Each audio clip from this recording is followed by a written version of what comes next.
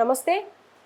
లోకేష్ శంకరావం ప్రోగ్రాంలో చాలా బిజీ ఉన్నారని తెలిసిన విషయమే. అయితే ఇప్పుడు ఈరోజు రాజాంలో ఈ శంకరావం సభలో మాట్లాడుతూ సజ్జల పనికిమాలిన సలహాదారు అని, అలాగే జగన్ 420 అని కమెంట్ చేశారు. ఈ కమెంట్స్ గురించి మనతో మాట్లాడడానికి సీనియర్ జర్నలిస్ట్ జగదేవ్ గారు ఉన్నారు. ఆయన అడిగి తెలుసుకుందాం. నమస్తే సార్. నమస్తే సార్. ఇప్పుడు ప్రస్తుతం బాగా ఉరుకులు పరుకుల్లో ఉన్నాడు లోకేష్. అంటే చాలా బిజీ అయిపోయారు. అంటే ఇంతకు ముందు కంటే ఇప్పుడు చాలా యాక్టివ్గా ఉంటున్నారు. సో ఇప్పుడు శంకరావం ప్రోగ్రాంలో భాగంగా ఇప్పుడు రాజ్యంలో మాట్లాడారు. సజ్జల ఒక పనికిమాలిన సలహాదారుడు అని, అలాగే జగన్ 420 అని. అంటే ఈ కమెంట్స్ మనం ఎలా చూడొచ్చు అంటారు? సర్వసాధారణం అయిపోయిందిగా ఇప్పుడు. ఒకప్పుడు అంటే ముఖ్యమంత్రిని సింగులర్గా వాడితేనే ఆశ్చర్యంగా, ఒక ప్రజాప్రతినిధుల్ని వాడు వీడని మాట్లాడుకుంటేనే ఆశ్చర్యంగా చూసే రోజులు పోయాయి. ఇప్పుడు అంతా సర్వసాధారణం అయిపోయింది. ఒక సినిమాలో ఇట్లాగే ఒక మీటింగ్లో, ఆఫీస్ మీటింగ్లో సరదాగా ఇద్దరు గొడవ పడుతుంటే వెంటనే చైర్మన్ వచ్చి అంటాడనమాట, ఏంటి పొద్దున్న లేవగానే అసెంబ్లీ సమావేశాలు చూసారా ఏంటి అని అడుగుతాడు. అంటే అంత వెటకారం అయిపోయింది. సినిమాల్లో జోక్గా పెట్టారు అంటే ప్రస్తుత రాజకీయ నేపథ్యం అనేది అంత వెటకారం అయిపోయిందని అర్థమవుతుంది మనకి.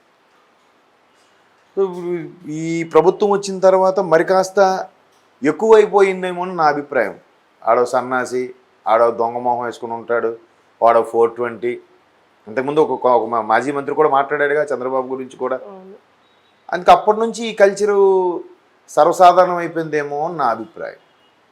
అది ఒక విధంగా డీప్గా ఆలోచిస్తే అసలు ఏంటిది, ఎంత హుందాగా ఉండాలి, అసలు చట్టసభల్లో ఉన్న వాళ్ళు ఎంత డిగ్నిఫైడ్గా ఉండి ఎంత చక్కగా ఎంత టీవీ ప్రదర్శించాలి అని ఉండాలి. అది లేదు, చిల్లరగా ఉంటుంది.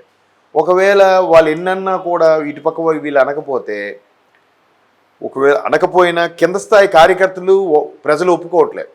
వాడు వచ్చి మీద పడిపోతుంటే మనం ఊరుకోవాలా, మీరు గట్టిగా సమాధానం ఇవ్వాలి కదా. ఒకవేళ సమాధానం ఇవ్వకపోతే వేస్ట్ రాయడు, మాట్లాడడం రాదు ఇట్లా అంటున్నారు.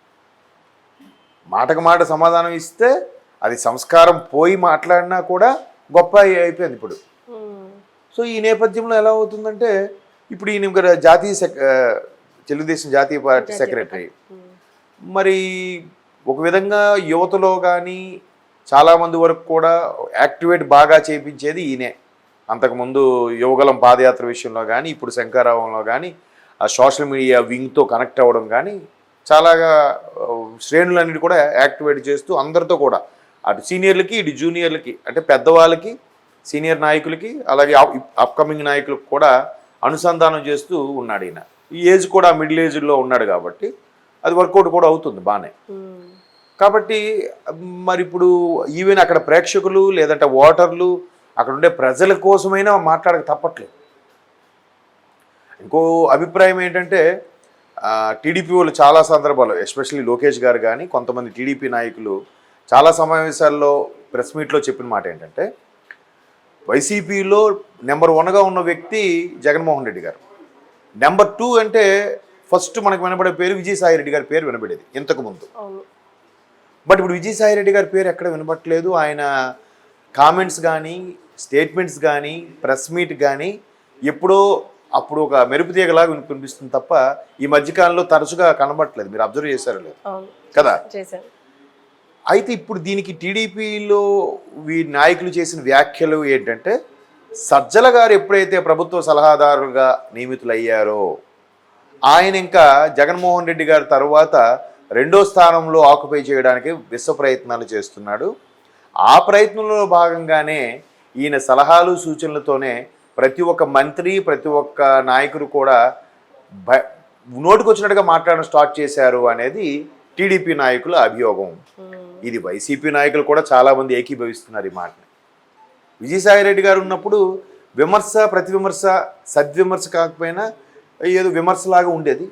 కొంచెం టీడీపీ వాళ్ళకి ఇలాంటి నాటకాలు ఆడడం కరెక్ట్. నాటకాలు మీరు ఇట్లా, మీకు అసలు సీరియస్నెస్ లేదు, మీ దాంట్లో అంత అవినీతి, ఇట్లా వరకు ఓకే. అక్కడ ఒక గ్రూప్ ఆఫ్ మెంబర్స్ కన్నప్పటికీ వేరేలా ఉంటుంది. కానీ పర్టికులర్గా ఒక పర్సన్కి పట్టుకొని చంద్రబాబు ఆడొక సన్నాసి, ఆడొక 420 అని గతంలో కొడాల నాన్నగారు మాట్లాడిన సందర్భాలు మనం చూసాం. అతనే అంటే ఎగ్జాంపుల్ చెప్పాను, చాలామందికి కూడా మాట్లాడారు అలాగా. వాడు వీడు సింగులర్గా వాడుతున్నాయి.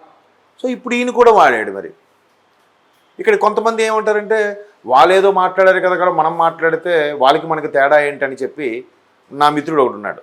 వాడు అంటాడు మరి వాళ్ళు మాట్లాడి వీళ్ళు మాట్లాడితే మీ సంస్కారం ఏంటంటారా మీరు అంతేనా అని. మరి అలా లేకపోతే బతకనివ్వట్లేదు. దీనికి ఇంకో ఎగ్జాంపుల్ కూడా చెప్తా. ఒకే ఒక్కటి సినిమాలు క్లైమాక్స్ చూస్తే అర్జున్ది రఘువరన్కి పిలిచి మాట్లాడుతుంటాడు ముఖ్యమంత్రి హోదాలో.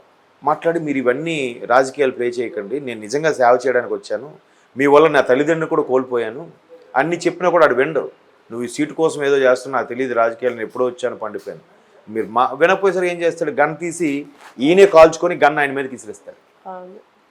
వెంటనే సౌండ్ విని వస్తారు మొత్తం సెక్యూరిటీ గార్డ్స్. అని ఈడి చేతిలో గన్ ఉంది కదా అని చెప్పి ఈయన షూట్ చేసేస్తారు. అప్పుడు లాస్ట్లో ఆ చీఫ్ సెక్రటరీ ఉంటాడు, ఆయన అంటాడు ఏంటి ఇలా చేయాల్సి వచ్చింది, నన్ను కూడా రాజకీయ నాయకుడు చేశారు కదా అయ్యా అంటాడు. అంటే వెంటనే ఆ చీఫ్ సెక్రటరీ అయ్యా మీరేం చేయలేదు, నేనేం వినలేదు అంటాడు. అంటే అక్కడ అలా ప్రవర్తించకపోతే చెడుని ఎదుర్కోలేం కదా, తప్పదు. ఎప్పటికప్పటి పరిస్థితి ఏదో పద్యం ఉన్నట్టుగా ఏ సందర్భానికి అనుసారంగా ప్రవర్తించాలి. అందుకు లోకేష్ గారు ఆ మాట అనుండొచ్చు. అండ్ మోర్ ఓవర్ చెప్పాను కదా, సజ్జల గారు సలహాదారులుగా వచ్చిన తర్వాతనే ఇట్లా ప్రభుత్వం తరపు నుంచి అటాక్ ఎక్కువైంది ప్రతిపక్షాల మీద, ఎస్పెషల్లీ టీడీపీ మీద అని కూడా ఒక అభియోగం ఉంది. మేబీ అది వాస్తవమేమో. విజయసాయిరెడ్డి గారు ఉన్నప్పుడు విమర్శలు ఉండేవి, రెండో స్థానంలో విజయసాయిరెడ్డి గారు ఉన్నప్పుడు, కానీ ఈ స్థాయిలో ఉండేది కాదు అనేది కొంతమంది అభిప్రాయం. నేను కూడా దానికి ఏకీభవిస్తాను. విజయసాయిరెడ్డి గారిది హుందాగానే ఉండేది. ఇప్పుడు ఈయన వచ్చాక అలాగని సజ్జల గారు ఎప్పుడు అంత దారుణంగా మాట్లాడడం నేను చూడలేదు. బట్ ఆయన ఇలా మాట్లాడిస్తున్నారు అనేది ఒక వార్త. ఆయన సలహాదారుగా వచ్చాకే ఎవరెవరికి ఎక్కడ సమావేశం పెట్టాలి. ప్రభుత్వ సలహాదారు అంటే ఆల్మోస్ట్ ఆల్ పార్టీకి కూడా. ఇప్పుడు ఈరోజు ఫలానా జిల్లాలో ఫలానా మండలంలో ఒక ఎలిగేషన్ వచ్చింది, అక్కడ ఫ్యాక్టరీలో ఒక ఆడ మహిళ తగలబడిపోయింది. దానికి ఏం చేయాలి, ప్రభుత్వం తరఫున ఒక ఎక్స్గ్రేషియా ప్రకటించాలి, నేరస్తులు ఎవరో చర్యలు తీసుకుంటా అని చెప్పాలి. దానికి ప్రెస్ మీట్ ఎవరు పెట్టాలి, వెంటనే సలహాదారు ఏం చేస్తారంటే ఆ నియోజకవర్గం సంబంధించిన ఎమ్మెల్యే కానీ, లేదా నియోజకవర్గ ఇన్ఛార్జ్ కానీ, లేదా ఆ 2-3 నియోజకవర్గాలకు ఇన్ఛార్జ్గా ఉండే మినిస్టర్ కానీ ఫోన్ చేసి మీరు వెంటనే ప్రెస్ మీట్ పెట్టండి, దాని గురించి ఇలా మాట్లాడండి, సానుభూతి ప్రకటించండి అని చెప్పాలి. ఉంటుంది కదా లింకప్. లేదంటే ఈయనకే ఫోన్ చేస్తారు, సార్ ఎట్లా ఇక్కడ జరిగింది, మరి మన పార్టీ తరఫున మాట్లాడాలంటే సరే మాట్లాడండి. ఆ సలహాదారుకి ఆ ప్రాధాన్యత ఉంటుంది. అది కూడా కరెక్ట్ వేలో సజెస్ట్ చేస్తే బాగానే ఉంటుంది. ఒకవేళ ఈ సజెస్ట్ చేసినా వాళ్ళు కరెక్ట్ వేలో లేకపోతే ఈయన ఏం చేస్తాడు, ఇక చెప్పలేవు. రెండో వెర్షన్లు అలా కూడా జరిగి ఉండొచ్చు. కాబట్టి సజ్జల గారు వచ్చాక ఇటువంటివి ఎక్కువయ్యాయనే ఉద్దేశంలో మేబీ లోకేష్ గారు ఆ వ్యాఖ్యలు చేసి ఉండొచ్చు. ముఖ్యమంత్రి గారిని 420 అని చాలా సందర్భంలో చాలామంది అంటున్నారు. ఎందుకంటే 10-11 ఛార్జ్ షీట్లు ఉన్నాయి, ఆయన ఇప్పటికీ బెయిల్ మీద ఉండే ముఖ్యమంత్రిగా చలామణి అయిపోతున్నారు, ఒక్కసారిగా ఆయన పదవి పోతే ఆయన పరిస్థితి ఏంటో మాకు తెలుసు అని రకరకాల చాలామంది వ్యాఖ్యలు చేస్తున్నారు. అదే చెప్తున్నాను కదా, ఒకసారి ఆ వ్యవస్థ అవి ఒక రకమైన యూటర్న్ తీసుకొని వేరే భాష వేరే పదజాలంలోకి వెళ్తే ఇంకా మిగతా వాళ్ళకి కూడా అది సర్వసాధారణం అయిపోతుంది. ఒకప్పుడు సినిమాల్లో చెప్పొచ్చో చెప్పకూడదో బొక్క అనే పదం సెన్సార్ కట్. ఇప్పుడు అదేమైంది సర్వసాధారణం. అఫ్ కోర్స్ తెలంగాణలో ఆంధ్ర సైడు దుమ్ములు అంటారు, ఇక్కడ బొక్కలు అంటారు. అట్లా అంటే కొన్ని రోజులు పోయాక ఏమవుతుంటే కల్చర్లో కొన్ని పదాలు ఏం కాదులే అన్నట్టు ఉంటారు. అంతకుముందు ఖుషీ సినిమా ఇది అనుకుంటా, దొబ్బే అనే పదం అంటే ఏదో వల్గర్లాగా ఉండేది. సో ఆ సినిమా నుంచి ప్లీజ్ దొబ్బేయండి అని అనేది సర్వసాధారణం అయిపోయింది. ఇంత ఓపెన్గా కూడా నేను చెప్పేయగలుగుతున్నాను.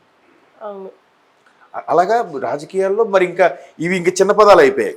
రాజకీయాల్లో పెద్ద పెద్ద పదాలు 420, లేదంటే శాడిస్టు, లేదంటే ఇప్పుడు ఏంటది అన్నారు పనికిమాలినోడని, బుర్ర తక్కువడని. మరి ఒకటి కాదు చాలా. వీరు ఒక పదం వాడితే నేను వీడి పదం వాడాడు కదా నేను ఈ పదం వాడతాను. ఇంకా అక్కడతో ఆగట్లేదు, ఫ్యామిలీ వైపు కూడా వెళ్ళిపోతున్నారు కదా, పర్సనల్ లైఫ్లో కూడా కెలికేస్తున్నారు. వీడు అప్పుడెప్పుడు కాలేజ్ చదువుకున్నప్పుడు ఎవరితో ఎఫ్ఐఆర్ పెట్టుకున్నాడు, ఆ అమ్మాయికి అన్యాయం చేశాడు. వీడెప్పుడు గత జన్మలో ఏదో అమ్మాయితో బిడ్డను కన్నాడు, ఆ బిడ్డకు అన్యాయం చేశాడు. ఇట్లాంటివన్నీ వచ్చేస్తున్నాయి ఇప్పుడు. మరి ఇంకా తప్పదు, ఒకళ్ళు తవ్వితే వీళ్ళు తవ్వుతున్నారు, వాళ్ళు తవ్వితే వీళ్ళు నేనేం తక్కువ వీళ్ళు చేస్తున్నారు. సరే ఇది ఎటు తీసుకెళ్తుందో తెలియదు. బట్ ఇలాంటి రాజకీయాలు ఇటువంటివి వార్తలు చూపించాలంటే పిల్లల ఎదురుగా చూడడానికి భయం వేస్తుంది వార్తలు చూడడానికి. ఎగ్జాక్ట్లీ. అది దానికి తోడు ఈ ఛానల్స్ కూడా ఒకసారి అంటే 10 సార్లు వేస్తున్నారు, వాడు సన్నాసి వాడు సన్నాసి వాడు సన్నాసి బులెటిన్కి చూపిస్తున్నారు కదా. అవును. సో అంతే, మరి అంతకు మించి ఏం చేయలేం. అది చూసి ఎంజాయ్ చేయాలి, లేదంటే కూర్చోవాలి, వాళ్ళ విజ్ఞతకే వదిలేయాలి అది.